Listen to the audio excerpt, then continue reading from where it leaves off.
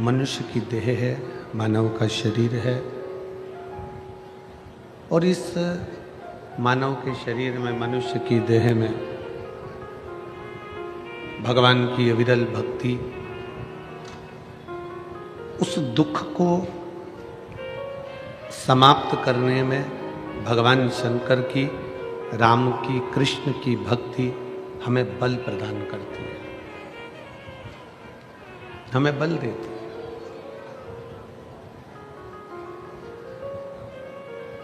कहते हैं जैसे एक बड़े डीपी के पास में आप पहुंचते हैं, एक बड़ी डीपी के नज़दीक में आप जाते हैं तो वहाँ लाइट का पावर बहुत तेज होता है।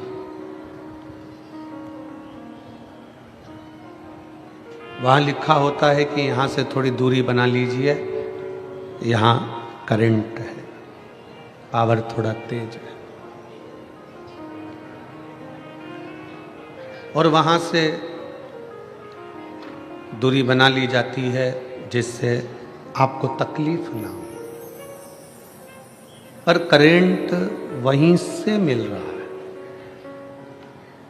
पंखा, लाइट, बल्ब, ट्यूबलाइट, ये सब वहीं से चल रहा है। शिव महापुराण की कथा कहती है कि शिव महापुराण वो जनरेटर है, शिव महापुराण की कथा वो डीपी है, शिव महापुराण की कथा वो बल है जो एक बार कथा के पंडाल में जाकर बैठ जाता है, उसको वो करंट मिलना प्रारंभ हो जाता है और वो भी जिंदगी में आगे बढ़ जाता है।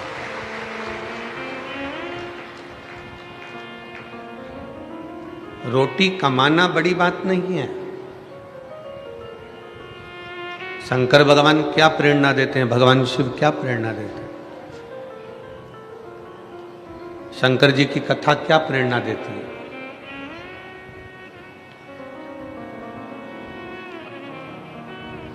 भगवान नारायण का परिवार यदि आप देखेंगे तो लक्ष्मी और नारायण जी आपको दर्शन देते हैं। सीताराम जी का परिवार देखेंगे तो राम, सीता, लखन लाल, शत्रुघ्न जी, भरत जी दर्शन देते हैं। मेरे कृष्ण कन्हैया का परिवार देखेंगे तो राधा कृष्ण, कृष्ण रुक्मणी दर्शन देते हैं।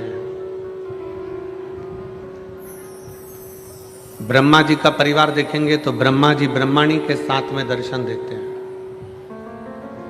पर केवल एक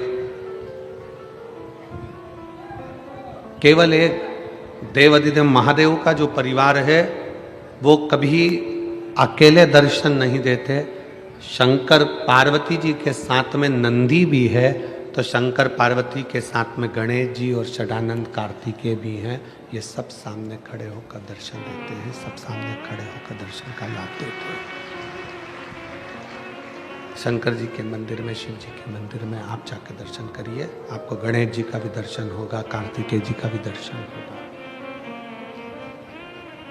शिव जी के मंदिर में आप जाकर दर्शन करिए, आप सम्मुख में बाहर नंदी को पाएंगे, अंदर माँ जगत जननी जगदम्बा दुर्गा भवानी, भगवान श्री गणेश जी महाराज, श्री कार्तिकेय बाबा, इनका भी दर्शन आप करेंगे। शिव जी का परिवार, शंकर भगवान का जो परिवार है, शिव कभी अकेले दर्शन नहीं देते, उनका पूरा परिवार उनके साथ में विराजमान रहता है, उनके साथ सम्मिलित रहता है, सम्मुख में सब है। क्या सीख दे रहे हैं? भगवान शंकर की कथा हमको सीख क्या दे रही है? शिव जी की कथा, शिव महापुराण, भगवान शंकर का पावन चरित्र, भगवान शंकर की पवित्र कथा हमको क्या सीख देती है? हमें क्या सीख प्रदान कर रही है? भगवान शंकर की कथा कहती है कि रोटी कमाना सरल है। शंकर जी का परिवार हमको सीख दे रहा है कि रोटी कमाना सरल है। रोटी कमाने की मना नहीं है, रोटी कमाना बहुत सरल है। आप मेहनत करेंगे, दुकान पर काम कर रहे हैं, खेती में काम कर रहे हैं, नौकरी कर रहे हैं, सर्विस कर रहे हैं, आप व्यापारिक कर्म कर रहे हैं, तो उसमें आपको कुछ ना कुछ मिल जाएगा, रोटी आप कमा लेंगे। शिव पुराण कहती है शंकर भगवान मंदिर में नंदी के साथ, पार्वती जी के साथ, गणेश जी महाराज के साथ, कार्तिकेय षडानंद जी के साथ भगवान शंकर अगर विराजमान है तो वो दर्शन देते देते कहते हैं कि देखो रोटी कमाना सरल है पर परिवार के साथ बैठकर रोटी खाना कठिन है।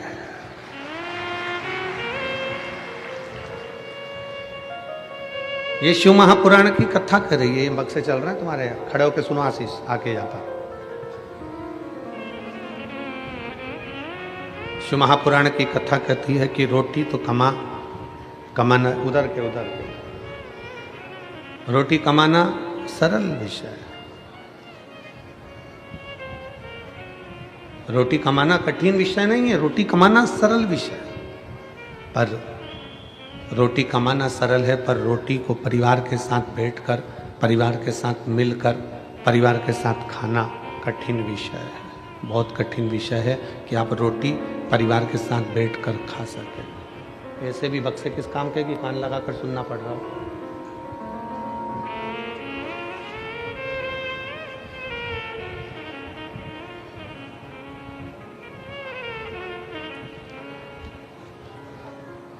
शिव अपने पूरे परिवार के साथ में, शंकर अपने पूरे परिवार के साथ में, देवाधिदेव महादेव अपने पूरे कुटुंब के साथ में, अपने परिवार के साथ बैठे रहते हैं। संपूर्ण परिवार के साथ शिव विराजमान है, संपूर्ण परिवार के साथ भगवान देवाधिदेव महादेव विराजमान है, और संपूर्ण परिवार के साथ विराजमान होकर यह हमें प्रेरणा दे रहा है। परिवार के साथ रहकर वो हमको प्रेरणा दे रहे हैं कि आप कहीं पर भी जाकर कमा सकते हो, आप कहीं पर भी जा सकते हो, कैसे भी कमाई कर सकते हो, कैसे भी कमाकर ला सकते हो, पर सबसे कठिन रोटी कमाना कठिन विषय नहीं है। शिव कथा कहती है कि परिवार के साथ में बैठकर पत्नी, बच्चे, माता पिता, भाई, बंधु, इनके साथ बैठकर रोटी खाना कठिन विषय है। ये कठिन है।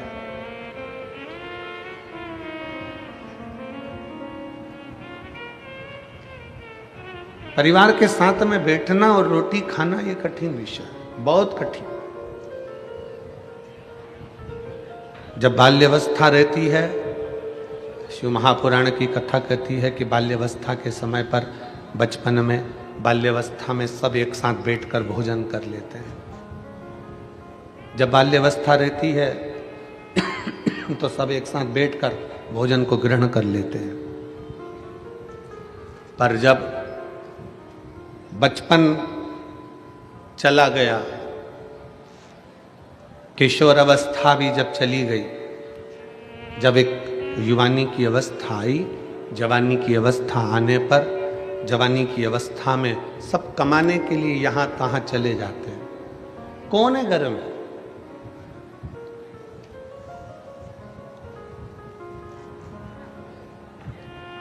कौन कौन घर में विराजमान है? एक बुजुर्ग माता, एक बुजुर्ग पिता,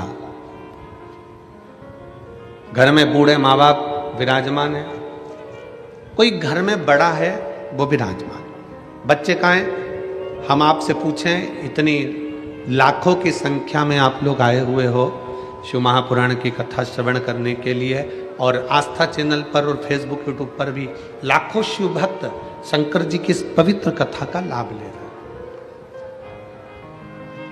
लाखों शिव भक्त भगवान शंकर की इस पवित्र कथा का लाभ ले रहे हैं, और लाखों लाख भक्त इस पावन सिरपुर की भूमि में, इस कथा के मंडप में और कथा के मंडप के बाहर बैठे हुए हैं, लाखों शिव।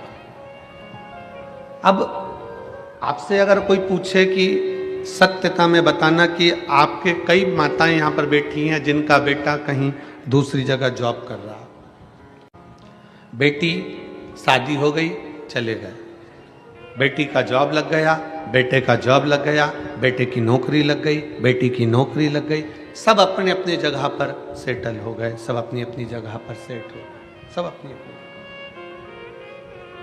घर में कौन है? घर में कौन विराज रहा है? एक बुजुर्ग, माता और पिता और घर के बड़े, सब घर के अंदर है। कब इकट्ठे हुए? जब दीपावली आई तब एकत्रित हो गए, छठ आई तब एकत्रित हो गए, पोला का त्योहार आया सब एकत्रित हो गए। उसके सिवाय तो सब अपने अपने भ्रमण में लगे हुए हैं, अपने अपने घूमने में लगे हुए हैं, अपने कार्य में लगे हुए हैं। पर शिव महापुराण की कथा, भगवान शंकर की कथा, ये आपको और हमको प्रेरणा देती है। शिव महापुराण की कथा, भगवान शंकर की कथा आपको और हमको प्रेरणा देती है। शंकर की ये पवित्र कथा आप और हमको प्रेरणा देती है कि जैसे शंकर भगवान माता पार्वती के साथ विराजमान है, जैसे शंकर भगवान अपने पुत्र श्री गणेश जी महाराज के साथ विराजमान है, जैसे शंकर भगवान अपने पुत्र कार्तिकेय जी के साथ विराजमान है, जैसे शंकर भगवान अपने सखा मान लो, शिव का अंश मान लो, शंकर का सारथी मान लो, नंदी के रूप में विराजमान है, उसी तरह शिव महापुराण की कथा कहती है कमाओ मना नहीं है, खूब कमाओ मना नहीं, पर शिव पुराण की कथा कहती है कि कुछ समय ऐसा निकालो कि आप अपनी पत्नी, अपने बच्चों और अपने परिवार के साथ बैठकर 2 रोटी चैन की खा सको, तो समझना कि तुम्हारा कमाना सार्थक है। तो तुम समझो कि तुम्हारा कमाना सार्थक है।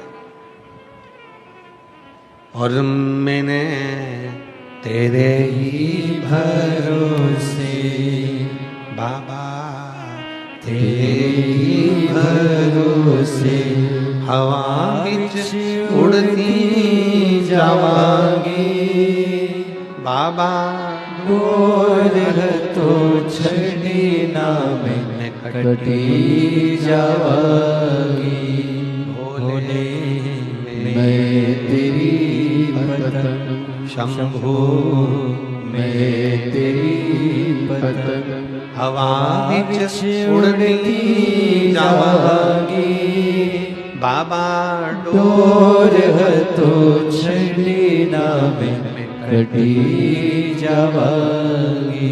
कमाने की मना नहीं, खूब कमाओ। जाने की मना नहीं, खूब जाओ। नौकरी करने की मना नहीं, खूब नौकरी करो, बल्कि तुम और 4 चौगुनी उन्नति करो। धन वैभव की मना नहीं है, धन संपदा वैभव तुम्हारे यहाँ 10 गुना बढ़े। अभी जितना है तुम्हारे घर में, मेरा भोलेनाथ कुबेर भंडारी तुम्हारे यहाँ इतना भंडार भर दे कि तुम्हारा आनंद ही आनंद हो जाए, कोई मना नहीं। सब कुछ तुम्हारे यहाँ हो जाए, गाड़ी भी हो जाए, बंगला भी हो जाए, सामान भी हो जाए, दौलत भी हो जाए, बहू भी आ जाए, पोता पोती भी हो जाए, नानी भी बन जाओ, दादी भी बन जाओ, सब कुछ हो जाए। पर एक निवेदन है, ये सबके साथ में एक बाबा ऐसी भी कृपा करना कि हमारा पूरा परिवार एक जगह पर बैठकर भोजन करे और सब स्वस्थ और खुश रहे।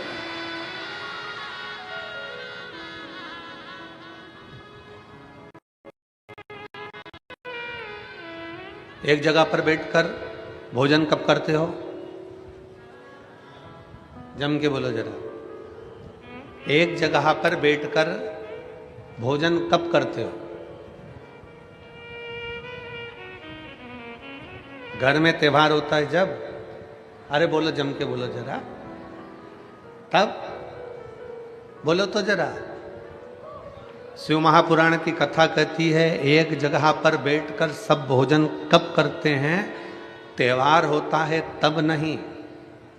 एक साथ बैठकर पूरा घर भोजन तब करता है जब सबका दिल मिलता है। दिल नहीं मिलता तो त्योहार भी फीका रहेगा।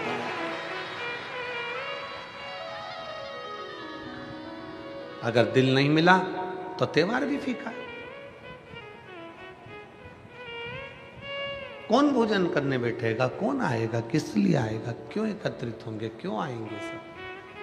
सब एकत्रित हुए हैं, मतलब सबका हृदय मिला है, सबका दिल मिला है, सबका हृदय एकत्रित हुआ है, मिल गया।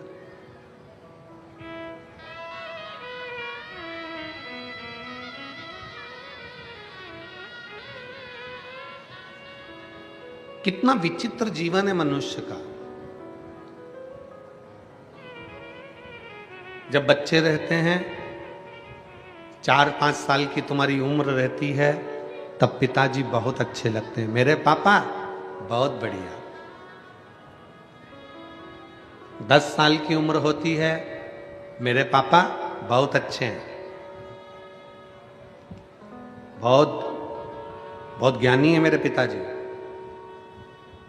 15 साल की उम्र होती है, तब भी कहते हैं कि मेरे पिताजी बहुत अच्छे हैं और बहुत ध्यान रखते हैं।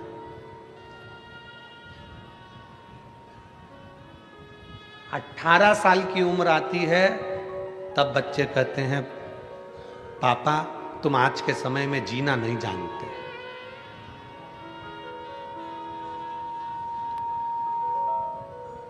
पापा तुम आज के समय में जीना नहीं जानते। 25 वर्ष की उम्र होती है और बच्चे कहते हैं पापा तुम आज के कल्चर के नहीं हो और तुम इतनी चिड़चिड़ करने लगे कि मैं परेशान हो गया हूं तुमसे।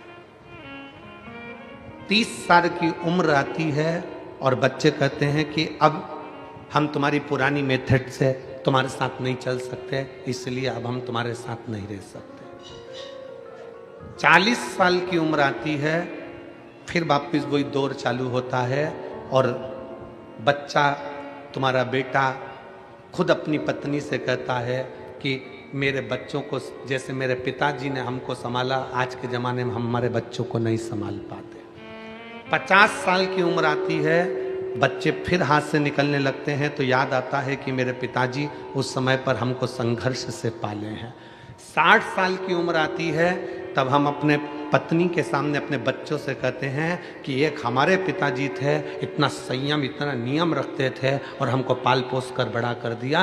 अर्थात 60 साल मनुष्य के निकल जाते हैं तो भी वो अपने बाप को पहचान नहीं पाता। उसी तरह पूरी जिंदगी निकल जाती है, लोग महादेव को पहचान नहीं पाते।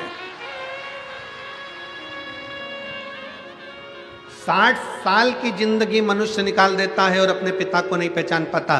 पिता कब तक अच्छा लगता है? जब तक वो डांटे ना। पर पिता की डांट, गुरु की डांट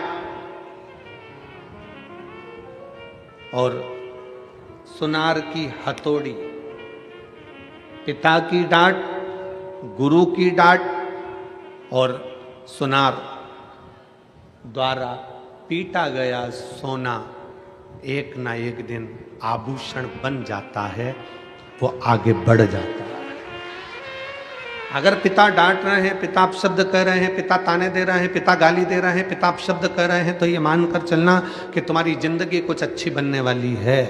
तुम्हारे गुरु ने तुमको डांट दिया, गुरु ने अपशब्द कह दिया, गुरु ने ताना दे दिया, गुरु ने आड़ा टेढ़ा कह दिया, समझ लेना कि तुम्हारी जिंदगी बनने वाली है।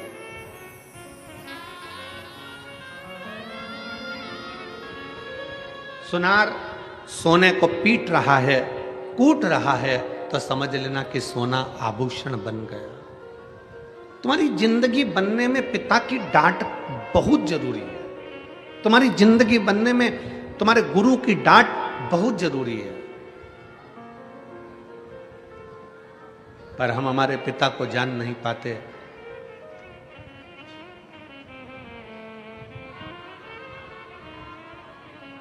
परमात्मा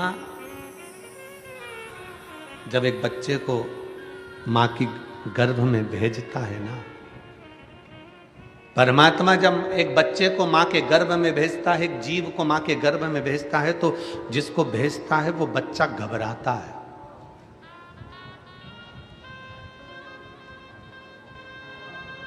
वो घबराता है।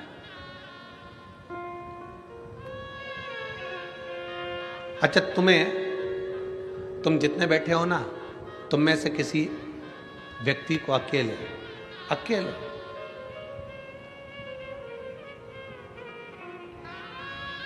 कश्मीर भेज दिया जाए,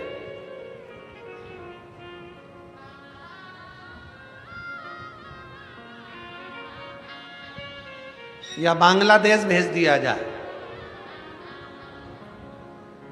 बोलो जम के घबराओगे कि नहीं घबराओगे? अकेले ना पत्नी जाएगी, ना बेटा जाएगा, ना बाप जाएगा, बस अकेले तुमको ही जाना है।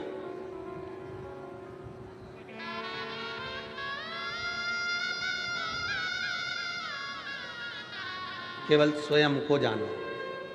बोलो घबराहट होगी कि नहीं होगी? जम के तो बोलो जरा। अरे मेरे साथ कोई तो जाए कम से कम, मैं अकेला।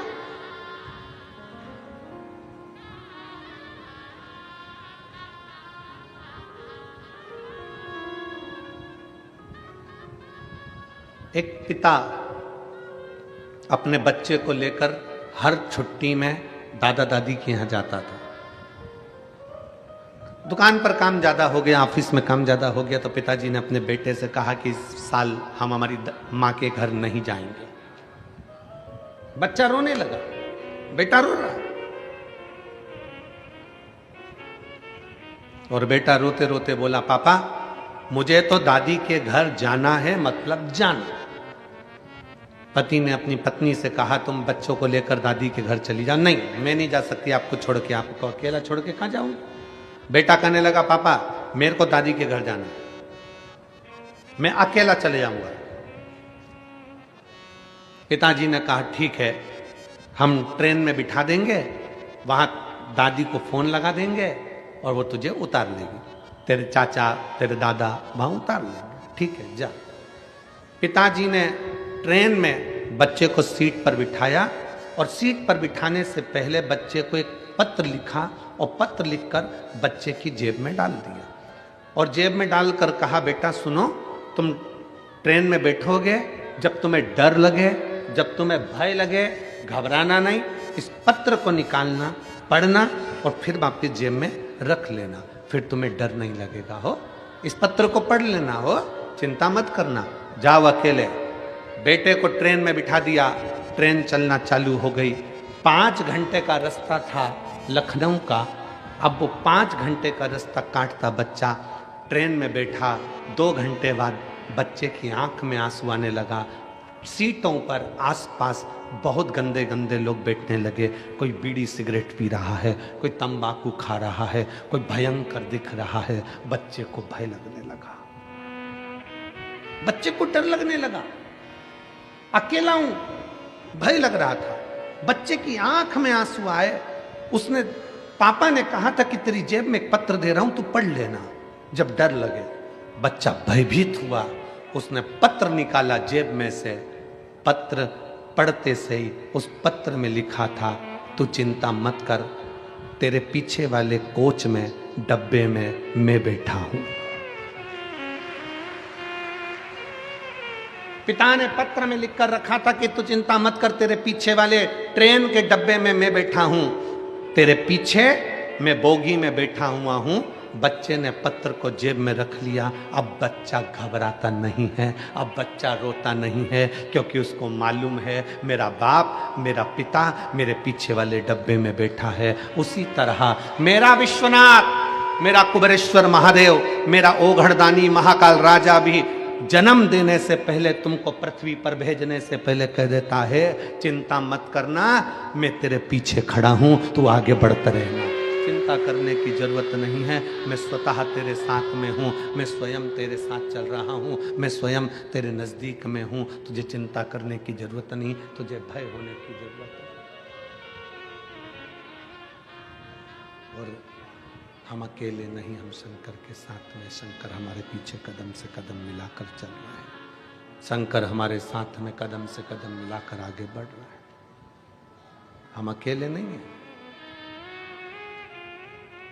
हम तो बाबा के भरोसे चलते हैं, हम तो बाबा के भरोसे चलते हैं।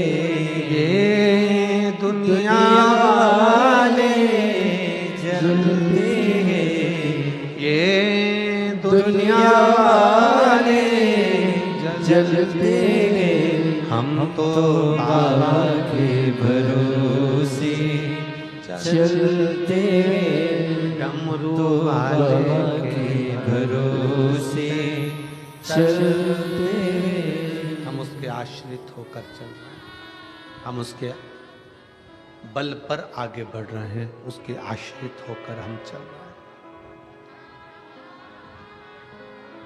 बाप जैसे बेटे को एक पत्र लिख कर दे देता है कि भय लगे तब, जब डर लगे तो इस पत्र को पढ़ लेना, उसी तरह शिव महापुराण की कथा कहती है जब भय लगे जिंदगी में तुम्हें दुख और तकलीफ आए तो यह पत्र शिव महापुराण ने भी दे दिया। श्री शिवाय नमस्ते, श्री शिवाय नमस्ते, एक पत्र दे दिया।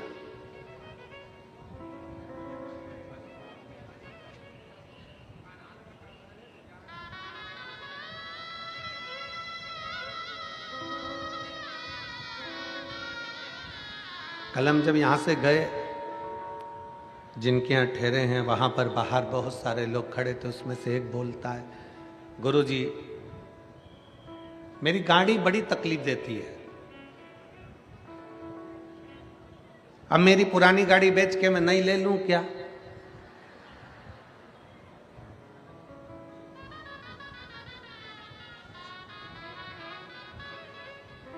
हमने उससे कहा हम ज्योतिषी नहीं जानते कि हम तू नई ले कि पुरानी ले, हम तो इतना जानते हैं कि बंद गाड़ी को भी चला सकता है श्री शिवाय नमस्तुभ्यम। तेरी बंद गाड़ी के ऊपर भी अगर तूने दिल से लिख दिया श्री शिवाय नमस्तुभ्यम, तेरे ऑटो के ऊपर भी लिख दिया श्री शिवाय नमस्तुभ्यम, तेरी मोटरसाइकिल पर भी लिख दिया श्री शिवाय नमस्तुभ्यम, तो ये हमारा विश्वास कहता है कि वो अटकेगी नहीं, बढ़ ही जाएगी, आगे निकल ही जाएगी। इतना विश्वास शंकर देते हैं शिव महापुराण की विद्येश्वर संहिता में कि ये मैं जो दे रहा हूं ये साधारण नहीं है। मैंने लिखकर पर्ची तेरी जेब में डाल दी। जब माँ के गर्भ में बच्चा आता है ना तो वो घबराता है, भगवान शंकर से कहता है मैं पृथ्वी पर जन्म नहीं लेना चाहता, मुझे नीचे क्यों भेज रहे हो? मैं जाऊंगा पृथ्वी पर जन्म लूंगा तो मेरा पेट कौन भरेगा? मैं पृथ्वी पर जन्म लूंगा तो मैं जन्म लेते से तो नौकरी नहीं कर सकता, कमाने नहीं जा सकता, मेरा पेट कौन भरेगा?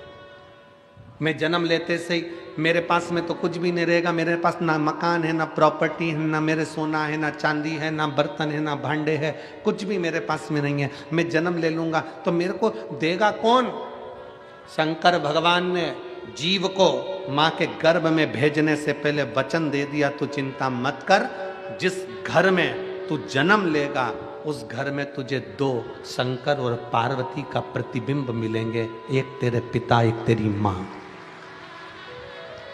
शंकर और पार्वती का प्रतिबिंब, शंकर पार्वती का स्वरूप मिलेंगे तेरे घर में, तेरे पिता और तेरी माँ। जब तक तू नहीं कमाएगा, जब तक तू छोटा रहेगा, माँ तुझे स्तनपान कराकर बड़ा कर देगी, बड़ा हो जाएगा माँ रोटी खिलाकर बड़ा कर देगी, समय आएगा माँ कपड़े भी पहनाएगी। तेरे पास में दो फरिश्ते शंकर पार्वती तेरे माता पिता ऐसे हैं जो तेरे को पूरा 25 साल तक खिलाकर बड़ा कर देंगे, 30 साल तक खिलाकर बड़ा कर देंगे। यहाँ तक ऐसे फरिश्ते हैं माता पिता कि वो प्रॉपर्टी भी तुझे देंगे, मकान भी तुझे देंगे, अपनी चेन भी देंगे, अंगूठी भी देंगे और सब कुछ तुझे देंगे। वो शंकर पार्वती जैसे माता पिता तेरे घर में है।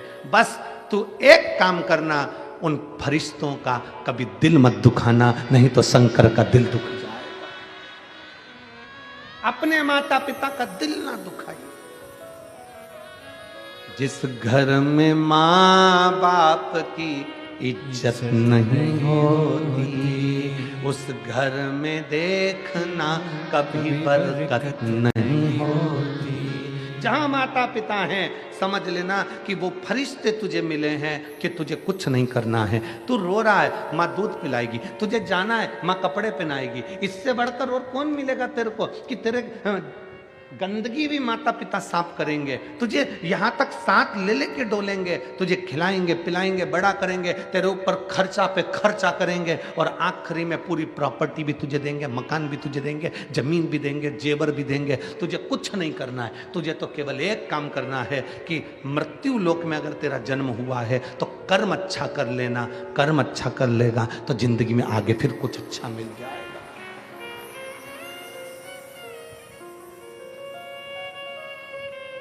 सिरपुर महाराष्ट्र की इस पवित्र कथा में 12-12 घंटे लगातार भोजन भंडारा चल रहा है। 12 घंटे लगातार। सिरपुर महाराष्ट्र की इस कथा में लाखों की संख्या में शिव भक्त हैं। अगर भोजन भंडारा 15 मिनट के लिए भी बंद कर दिया जाए तो वहां पर भीड़ बढ़ जाती है। इसलिए जरा विचार करिए कि भीड़ ना बढ़े तो 12 घंटे लगातार भंडारा चल रहा है।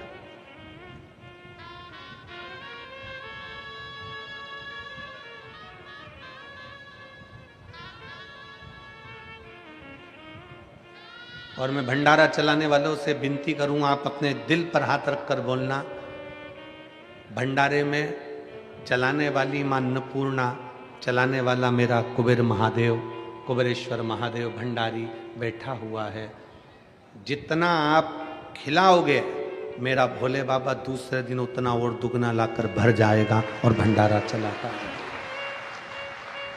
रीत है कुबेरेश्वर महादेव की। सीहोर में आने वाला शिव भक्त जब भगवान शंकर के कुबेरेश्वर धाम पर पहुंचता है, कुबेरेश्वर धाम पर पहुंचता है, तो हम उसको एक ही बात कहते हैं, यहां पर तुम आए हो, इतना विश्वास मानकर चलना कि कुबेरेश्वर बाबा क्या देता है ये उसको ही मालूम। क्या देगा, कैसे देगा, कब देगा, ये उसके ऊपर निर्भर करता है, उसके ऊपर। और खाली न जाता कोई दर से तुम्हारे, खाली न जाता कोई दर से तुम्हारे, मैं भी खड़ी हूँ नंदी बाहे पसारे, लगा लगा लो गिरा जा रहा हो, उठा लो बोले अपने दर से अब तो न टालो, गिरी जा रही हो, उठा लो। आप आए हैं शिव पर आश्रित होकर। घर में 2 फरिश्ते हैं, शंकर और पार्वती का रूप है, घर के बुजुर्ग माता और पिता। ये शंकर का स्वरूप है, ये शिव का रूप है। जिसने इनको पहचान लिया, जो इनको पहचान गया, फिर उसको कहीं जाने की जरूरत नहीं पड़ी।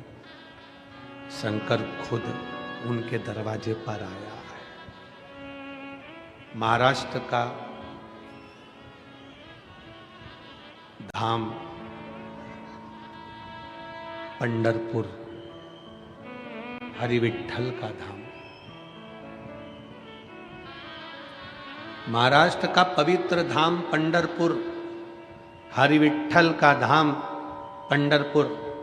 आप स्वयं जानते हो कि पौंडरिक अपने माँ बाप की सेवा कर रहा था और भगवान नारायण दरवाजे पर आकर खड़े हो गए थे। बोलो सही है?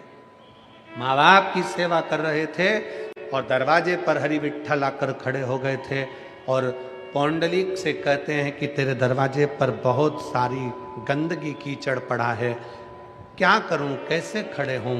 तब एक ईंट बाहर फेंक दी और उस ईंट पर कमर पर हाथ रखकर मेरे हरिविठ्ठल खड़े हो गए अपने भक्त को दर्शन देने। जिनके मस्तक पर, जिनके सिर पर, जिनके मस्तिष्क पर स्वयं शंकर भगवान विराजमान, स्वयं शिवलिंग, स्वयं शंकर जिनके मस्तक पर विराजमान।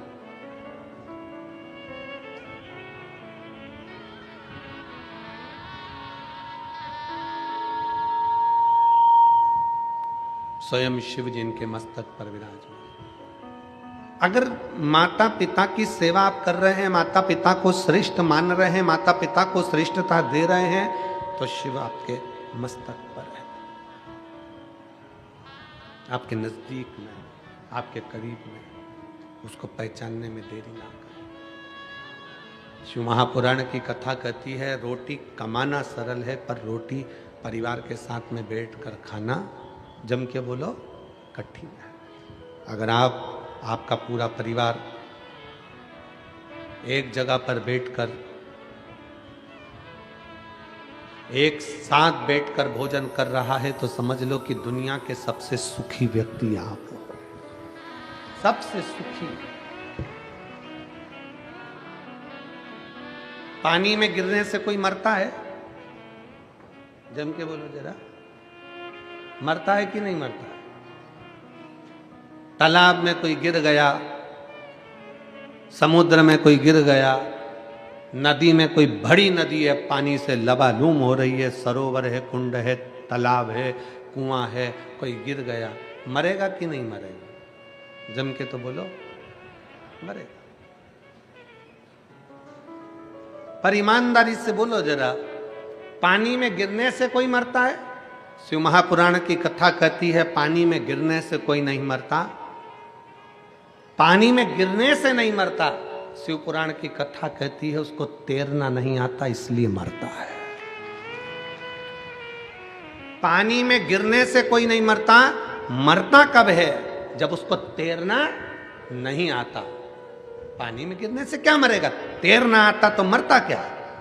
पानी में गिरने से कोई नहीं मरता, मरता वो है जिसको तैरना नहीं आता। उसी तरह संसार में सब जन्म लेते हैं, परिवार में सब आते हैं, दुख सबकी जिंदगी में आता है, समस्या सबके जीवन में आती है, कष्ट सबके जीवन में आता है, पर पार वही उतरता है जिसको इस संसार सागर से तैरना आता है।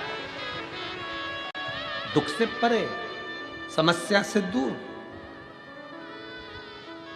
आप सारी समस्या से निपटने के लिए आपने एक बल उत्पन्न कर लिया, सारी समस्या का हल एक लोटा जल। एक लोटा जल आप शंकर जी को समर्पित कर रहे हो, शिव जी को एक लोटा जल चढ़ा रहे हो, शंकर भगवान को एक लोटा जल चढ़ा रहे हो। इससे बड़ा बल तुम्हारे भीतर आ गया कि अब मेरे जैसे वो बच्चे से जेब में पत्र रख दिया कि तुम चिंता ना करो कि मैं पीछे बैठा हूं, उसी तरह ये सारी समस्या का हल एक लोटा जल, ये व्यक्ति को वो बल दे दिया कि तुम चिंता मत करो, तुमने एक लोटा जल चढ़ाया है, महादेव तुम्हारे साथ कदम से कदम मिलाकर चल रहा है, क्यों चिंता करो। एक पत्र है,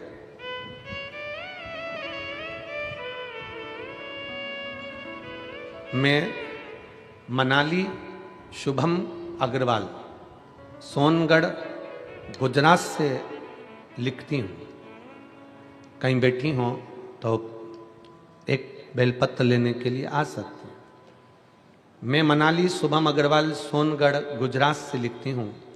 मेरा बेटा कियान शुभम अग्रवाल, जिसकी उम्र 2 साल है, जो हनुमान जयंती तक एकदम अच्छा था, खेलता कूदता रहता था, जो एकदम से 2-3 दिन के बाद धीरे धीरे बीमार पड़ने लगा। 10 से 15 दिन हो गए थे। पत्र को आप लोग एलईडी पर पढ़ सकते हैं, आस्था चैनल पर पढ़ सकते हैं। 10 से 15 दिन हो गए थे। अब उसकी तकलीफ इस हद तक बढ़ गई कि वो चल भी नहीं पा रहा था। खड़े होता तो गिर जाता था। पैरों में बहुत तकलीफ बढ़ गई।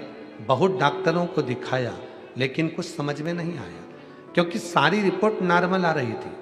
सूरत के डॉक्टर ने एडमिट किया, एमआरआई, ब्लड रिपोर्ट सब कुछ नॉर्मल था, लेकिन कियान चल भी नहीं पाता था और गिर जाता था। ज़्यादा कंडीशन खराब हो गई। अब वो एक कदम भी नहीं चल पा रहा। मेरी सास ने मुझे 5 पशुपतिनाथ के व्रत का वर्णन बताया। जैसे ही पशुपतिनाथ के व्रत का वर्णन बताया, मैं करने के लिए तैयार हुई, पर 2 दिन बाद एक रिपोर्ट आई। रिपोर्ट में मालूम पड़ा कि मेरे बच्चे को जीबीएस पॉजिटिव आया है। जीबीएस की बीमारी एक ऐसी बीमारी है जिसमें पाँव से चालू होती है, जिसमें पाँव काम करना बंद कर देता है, पाँव से धीरे धीरे हाथ काम करना बंद कर देता है, शरीर का धड़ काम करना बंद कर देता है, मस्तिष्क काम करना बंद कर देता है, फिर धीरे धीरे उसको सुनना बोलना सब में तकलीफ होने लगती है। मेरा बच्चा पलंग पर ही पड़ा रहता, ना उठ पाता, ना बैठ पाता, ना चल पाता, गिर जाता। परेशान हो गए। बच्चे को इस हालत में देखकर डॉक्टर कहता है कि 10 लाख बच्चों में से किसी एक बच्चे को ये वाली बीमारी होती है। हम परेशान हो गए। तब हमारी बहन ने कहा तुम चिंता मत करो, मैं सीहोर जाती हूँ, वहाँ से रुद्राक्ष लाती हूँ। सीहोर गई, वहाँ से रुद्राक्ष लाई। हॉस्पिटल में इलाज चलता रहा, पर डॉक्टर ने कहा इसका इलाज का कोई हल नहीं है। बच्चे को हम घर ले आए, डॉक्टर ने मना कर दिया कि इसका कोई हल है ही नहीं, ये बच्चा ये बीमार रहेगा, उठ नहीं पाएगा। तब हमने रुद्राक्ष का जल लाकर तांबे के कलश में गलाकर शिव जी को चढ़ाना प्रारंभ करा। 3 महीने लगातार हम शंकर भगवान को जल चढ़ाते और वो पिलाते। थेरेपी चालू करवा दी और फिजियोथेरेपी कराते, थेरेपी के साथ में उसको जल पिलाते। अब तो इतना तकलीफ रहने लगा कि उसके शरीर पर भी हम जल लगा देते। करते करते हम 3 महीने निकाल दिए और बाबा ने ऐसी कृपा करी गुरुदेव कि हमने हमारे बच्चे को धीरे धीरे श्री शिवाय नमस्तुभ्यम बोलना सिखाया। जब बच्चे को श्री शिवाय नमस्तुभ्यम बोलना सिखाया, बेलपत्र उसको खिलाना सिखाया, जल उसको पिलाना सिखाया, आज मेरा बेटा वापिस खड़ा हो गया और चलने भी लगा। और डॉक्टर, फिजियोथेरेपी वाले डॉक्टर कहते हैं ये जादू कैसे हो सकता है, इस तरह के बच्चों को ठीक होते कभी नहीं देखा। परंतु आज ये बच्चा हमारा चल भी रहा है और बड़े आनंद के साथ खा भी रहा है और बैठ भी रहा है। ये शिव तत्व। कहीं बैठे हो तो एक बेलपत्र लेने के लिए आ सकते हैं। मैं मनाली शुभम अग्रवाल सोनगढ़ गुजरात से हूँ। मेरा बेटा कियान शुभम अग्रवाल, ये पत्र है 2 साल का है, जिसको GBS पॉजिटिव आया था। शिव पर आश्रित,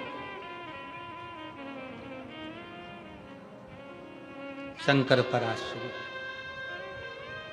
एक विश्वास शंकर के प्रति जागृत करिए।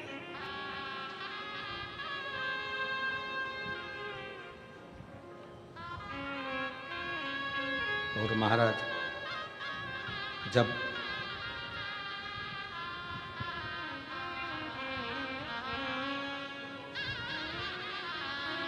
हम एक भरोसा अपने भीतर शंकर के प्रति जागृत करते हैं तो शिव हमारे करीब में आता चले जाता है।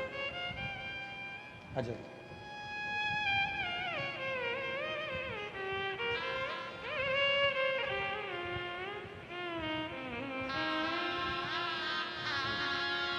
ये बच्चे की माता जी हैं और नानी हैं। एक बार जोरदार ताली बजाएं बच्चे को। ठीक है। शिव तत्व, शंकर पर करा भरोसा कभी टूटता नहीं, शिव पर किया गया विश्वास कभी टूटता नहीं। आप जितना जितना जितना जितना शंकर पर भरोसा करोगे, शिव आपके करीब में आता चले जाए। क्या देगा, कैसे देगा, ये कोई नहीं जान सकता। शिव जी का परिवार ये सिखा रहा है कि सब एकजुट रहिए।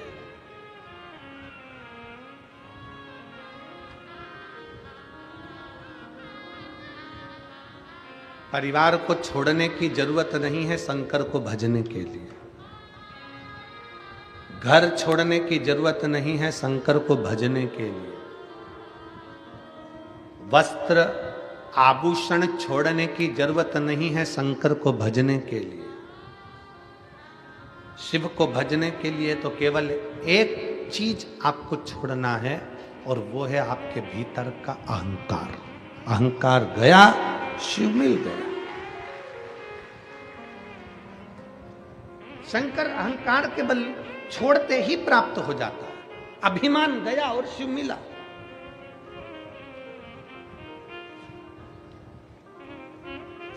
एक राजा की लड़की अपने घर में सन्यासी जैसी रहती, कम भोजन करना, भजन ज्यादा करना। लड़की बड़ी हो गई, पिताजी को लगा मेरी बेटी का विवाह करना, किसके साथ करूं? बेटी से पूछा, एक बाप की सबसे बड़ी दौलत है बेटी, और बेटी का कन्यादान बाप को करना पड़ता है। मैं तेरा कन्यादान करना चाहता हूं, मैं तेरी शादी करना चाहता हूं। ठीक है पापा, पिताजी आप मेरा कन्यादान कर दो, आप मेरी शादी कर दो, मना नहीं है, पर एक निवेदन है, मैं सन्यासी जैसी जीवन जीती हूं तो मेरा पति भी सन्यासी होना चाहिए, मेरा पति भी सन्यासी हो। मैं सन्यासी जैसा जीवन जीती हूं तो मेरा पति भी सन्यासी हो। राजा ने देखा एक सन्यासी मिल गया और राजा ने उसके साथ में अपनी बेटी को दे दिया, ब्याह दिया। बेटी शादी कर कर गई कि अब ये भी भजन करेंगे, मैं भी भजन करूंगी, ये भी तप करेंगे, मैं भी तप करूंगी, ये भी साधना करेंगे, मैं भी साधना करूंगी, ये भी भजन करेंगे, मैं भी भजन करूंगी, ये भी कीर्तन करेंगे, मैं भी कीर्तन करूंगी, ये भी मंत्र जाप करेंगे, मैं भी मंत्र जाप करूंगी, ये भी हरि का नाम लेंगे, मैं भी हरि का नाम लूंगी, ये भी स्मरण करेंगे, मैं भी स्मरण करूंगी। अच्छी जोड़ी हो गई, श्रेष्ठ जोड़ी है कि अब भजन में लग गए दोनों, कीर्तन में लग गए दोनों, स्मरण में। 1.5 महीना निकला, केवल 1.5 महीना, 1.5 महीना निकला। बेटी भी सन्यासी का जीवन जी रही थी और पति भी सन्यासी का जीवन जी रहा। 1.5 महीना निकला और 1.5 महीने बाद बेटी ने देखा कि एक कटोरे के अंदर 4 रोटी रखी है, सूखी रोटी। तो बेटी ने अपने पति से पूछ लिया, सन्यासी से पूछा, ये 4 रोटी कैसे रखी हुई है, ये 4 रोटी किसने रखी है? सन्यासी बोले, ये रोटी मैंने रखी है। क्यों? कल अगर कहीं से अन्न नहीं मिला, कल के लिए ये रोटी, रूखी सूखी रोटी मैंने रख दी। पत्नी अपने पति के हाथ जोड़ ली, हाथ जोड़।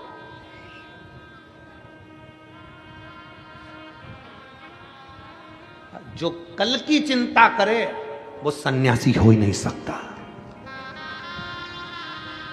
जो कल की चिंता कर रहा है वो सन्यासी कैसे हो सकता है? सन्यासी तो वो होता है जो कल की क्या, एक पल की चिंता ना करे। हम तो बाबा के भरोसे चलते हैं, हम तो बाबा के। कल एक वीडियो हमें वो कुणाल ने एक वीडियो भेजा, बच्चे ने, तो हमने वो वीडियो देखा। तो उस वीडियो में एक महिला 70 साल की, शायद वो यूट्यूब पे डला होगा, 70 साल की एक महिला मराठी भाषा में उससे पूछा जा रहा है, न्यूज एंकर उससे पूछ रहे हैं, यहाँ ठंड पड़ रही है, तुमने भी देखी होगी, किसी ना किसी ने देखी है क्या? अरे बोलो तो, देखिए न्यूज एंकर पूछ रहा है, ठंड पड़ रही है इतनी तेज। 70 साल की माँ आई, भोजन की व्यवस्था है। 70 साल की आई से पूछा गया, इतनी ठंड पड़ रही हो कैसे रहोगी? उस महिला ने कहा, हम बाबा के भरोसे रहते हैं, हम बाबा।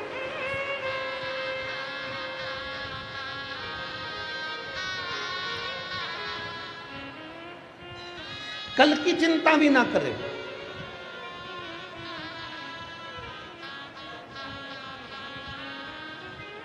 कल की चिंता।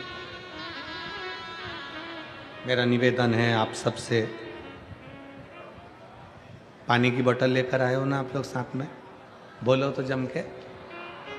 तो फिर निवेदन है, आपका समर्थन चाहिए हमको कि जो पानी अंदर बट रहा है वो धूप में बैठने वालों को बांटा जाए। जो पानी अंदर बांट रहे हो वो धूप में जो बैठे हुए हैं 8-8 घंटे से 7-7 घंटे से, उनको दो, तो वो पानी धूप में पिएंगे तो उनको थोड़ा तृप्ति होगी। इसलिए निवेदन है, शांति से आनंद से आप कथा का लाओ। जो नहीं लाया हो तो उससे निवेदन है कि कल से आओ तो 2 पानी की बोतल लाओ, एक अपनी पड़ोसन के लिए, एक अपने लिए। ठीक है? हर हर। सन्यासन ने हाथ जोड़कर अपने पति से कहा कि जो कल की चिंता करे वो सन्यासी नहीं हो सकता। सन्यासी तो वो होता है जो सब कुछ छोड़कर निकल जाता है अपने बाबा के भरोसे पर कि अब वो संभाल लेगा, वो दे देगा, वो कर देगा। और यहां इस पावन कथा के पंडाल में कई मेरी जीजियां, कई मेरे जीजा ऐसे हैं जो सन्यासी जैसा जीवन जी रहे हैं, जो अपने घर से चलते हैं तो भोलेनाथ पर आश्रित होकर चलते हैं, जो कथा में बैठते हैं तो भोले के भरोसे बैठते हैं, जो कथा सुनते हैं तो शिव के भरोसे होते हैं, शंकर के भरोसे।